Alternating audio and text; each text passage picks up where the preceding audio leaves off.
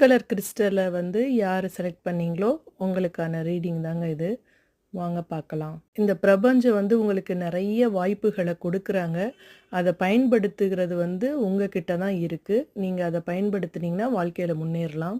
அடுத்த கார்டு என்ன அப்படின்னா, அதாவது இந்த பாருங்கள், இந்த கார்ட்லேயும் அதான் சொல்கிறாங்க, நிறைய ஆப்பர்ச்சுனிட்டிஸ் உங்களுக்கு வருது, அதை வந்து நீங்கள் தான் பயன்படுத்திக்கணும் அப்படின்னு சொல்கிறாங்க.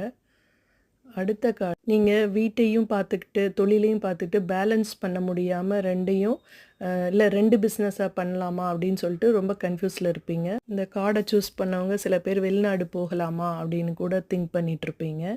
வெளிநாட்டில் வேலைக்கு போகலாமா இல்லை வெளிநாட்டில் செட்டில் ஆகலாமா அப்படின்னு நினைக்கலாம். அடுத்த கார்டு, அதிர்ஷ்டம் உங்கள் பக்கம்தான் இருக்குது, உங்களுக்கு பின்னாடி நிறைய ஆப்பர்ச்சுனிட்டிஸ் இருக்குது, நீங்கள் தான் அதை பார்த்து பயன்படுத்திக்கணும். இந்த பையில சூஸ் பண்ணவங்க விருச்சிக ராசி, மேஷ ராசி, அந்த மாதிரி செவ்வாயோட நட்சத்திரத்தில் இருக்கவங்களா இருக்கலாம்.